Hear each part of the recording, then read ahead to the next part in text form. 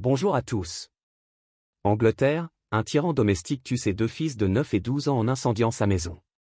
Explication dans cette vidéo. Soirée banale chez les Skykes. Comme d'habitude, Darren, le père, est d'une humeur exécrable. Et comme d'habitude, c'est sur sa famille qu'il passe ses nerfs. Cette fois, c'est Jack, son fils aîné, qui déguste pour une broutille. Cris, insultes, coups. La scène est ordinaire dans le huis clos de cette maison de Penistone. Depuis 11 ans qu'elle est mariée à Darren Skykes, Claire s'est résignée à subir sa tyrannie. Mais ce soir d'avril 2014, le vase déborde subitement. Pour la première fois, Claire s'interpose. Sans réfléchir, elle saisit la main de son mari. Et arrête son geste au moment où il s'apprête à frapper le petit. Passé un instant de stupeur, la riposte ne se fait pas attendre. Une première gifle s'abat sur sa joue, puis un coup de poing en plein visage la fait vaciller. Claire chute en arrière dans l'escalier. Elle dévale les marches sous les yeux horrifiés de ses fils, deux gamins de 11 et 8 ans, qui se précipitent vers elle pour l'aider. « Regardez ce que vous m'avez fait faire !» leur lance Darren avant d'aller s'enfermer dans la chambre. Claire se relève. Cette chute dans les escaliers lui a fait l'effet d'un électrochoc. Si elle ne quitte pas ce malade, il finira par tous les tuer.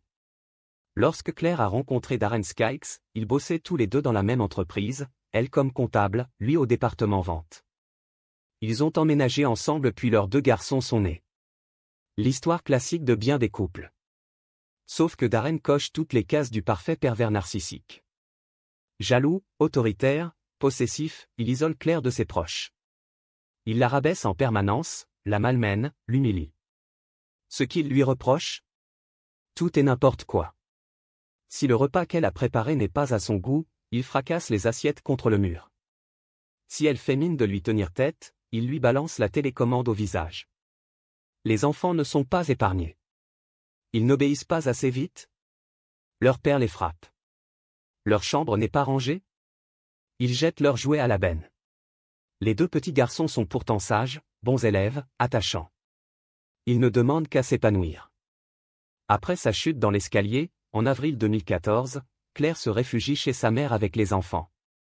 Entame une procédure de divorce et obtient une ordonnance d'éloignement contre son mari. Il faut dire que Darren, par son comportement, lui facilite la tâche. Messages d'insultes, appels menaçants, filature en voiture, pneus crevés. Il multiplie les intimidations. Claire n'a plus qu'une idée en tête, obtenir la garde exclusive des garçons. Empêcher son conjoint de se retrouver seul avec eux, car elle étant désormais persuadée, il est capable de tout.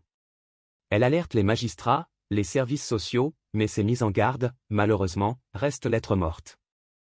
En juillet 2014, estimant qu'aucun acte de violence envers les enfants n'a été formellement prouvé, le tribunal familial de Penistone accorde à Darren Skykes un droit de visite de 5 heures par semaine. Il ne supporte pas que je l'ai quitté, il va se venger, il va tuer les garçons. Plaide désespérément Claire. En attendant le jugement final du divorce, prévu en octobre, elle n'a pourtant pas d'autre choix que d'obéir à la loi. 2 fois par semaine, le mercredi et le dimanche, elle laisse ses fils entre les mains de son ex. Avec l'impression, terrible, de les conduire à l'abattoir. À chaque fois, Jack et Paul la supplient de les garder avec elle. Ils ont si peur d'aller chez leur père qu'avant chaque visite. Ils imprègnent leurs vêtements du parfum de leur maman, afin de sentir sa présence auprès d'eux. Mercredi 22 octobre. Le jugement de divorce approche. Le calvaire est peut-être sur le point de s'achever. Ce matin-là, Claire dépose ses fils à l'école. Comme chaque jour, avant de les quitter, elle leur dit qu'elle les aime. Et eux, rituellement, lui répondent par une phrase tirée du film Toy Story, jusqu'à l'infini et au-delà. Qui devinerait, à cet instant, le double sens prophétique de ces mots ? En fin de journée, Darren doit récupérer les enfants. Dans la matinée, il les a bombardés de messages et de photos pour leur annoncer une surprise, il leur a acheté le train électrique de leurs rêves. Tout ce dont j'ai besoin maintenant, c'est de 2 conducteurs de locomotive. Leur écrit-il, ce à quoi Jack répond, j'ai hâte d'être à ce soir. Pour une fois que ses enfants sont contents d'aller chez leur père, Claire devrait être heureuse. Mais cette histoire de train électrique l'inquiète. Qu'est-ce que ça cache ? Elle a raison de se méfier. La veille, son ex n'est pas seulement allé au magasin de jouets. il a aussi fait un arrêt à la station-service pour remplir plusieurs jerrycans d'essence. Peu après 18 h, comme convenu, il passe prendre Jack et Paul et les ramène chez lui. Les deux gamins grimpent, impatients, jusqu'à la salle de jeux aménagée dans le grenier. Le fameux train est là, prêt à se lancer sur les rails. Ravis, les garçons ne voient pas que leur père a refermé la trappe derrière eux et retiré l'échelle d'accès. Ils ne sentent pas non plus le parfum âcre de l'essence qu'il est en train de répandre partout. Après avoir cadenassé toutes les portes et bloqué les issues avec des meubles, Darren Skykes va mettre le feu en 14 endroits différents, aux 4 coins de la bâtisse. Quand l'odeur de fumée atteint le grenier, il est trop tard. Jack parvient tout de même à forcer l'ouverture de la trappe, mais en bas, ce ne sont que fumée noire et flammes. Du haut de ses 12 ans, il décide de tenter bravement sa chance, avec l'espoir de pouvoir faire descendre son petit frère après lui. Il se laisse tomber à l'étage du dessous, au milieu du brasier. Paul essaie de suivre, mais l'oxygène se fait rare. Ses petits poumons sont en feu. Il perd conscience au bord de la trappe, les bras ballant dans le vide. À l'extérieur, les pompiers viennent d'arriver.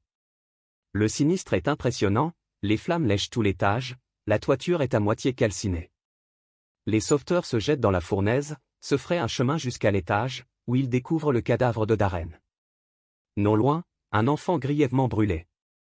C'est Jack. Par miracle, il respire encore. Dans le grenier, étendu au bord de la trappe, Paul est également en vie, mais son état est tout aussi désespéré.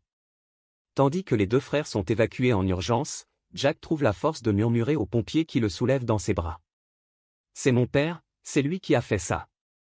Peu avant 19 h, 2 policiers viennent frapper à la porte de Claire, qui comprend immédiatement la raison de leur présence. Cela fait tant de mois qu'elle appelle à l'aide, qu'elle crie dans le vide. Sur le chemin de l'hôpital, on lui explique que ses 2 fils, bien que très atteints, sont en vie. Mais à peine est-elle au service réanimation qu'un médecin s'avance vers elle. Je suis vraiment désolé, mais nous allons devoir laisser Paul partir. La suite, c'est Claire qui en parle le mieux. Je l'ai tenu dans mes bras. Je lui ai dit combien je l'aimais et il m'a regardé. Puis j'ai vu la lumière disparaître de ses yeux. Ensuite, je l'ai bercé pendant si longtemps que ses cheveux étaient trempés par mes larmes. L'infirmière est passée et lui a fermé les yeux. Il avait l'air de dormir. Son grand frère Jack? Brûlé sur plus de la moitié du corps, il a été transféré dans une unité spécialisée, où son combat contre la mort va durer 5 jours. Hélas, malgré plusieurs interventions chirurgicales, les médecins ne peuvent éviter le pire. À nouveau, Claire doit dire adieu à l'un de ses fils. J'ai serré Jack contre moi pendant qu'ils arrêtaient les machines. Je n'oublierai jamais le bruit du moniteur à la fin, ce son continu, indiquant qu'il n'était plus là. Depuis la mort de ses 2 fils, Claire tente de survivre tant bien que mal. En 2016, elle a rejoint l'association Women's Aid, qui se bat, entre autres, pour que les voix des enfants et des mères soient prises en compte dans les décisions des juges aux affaires familiales. Merci d'avoir regardé, n'hésitez pas à partager la vidéo avec vos amis et à vous abonner à notre chaîne pour ne manquer aucune de nos futures vidéos.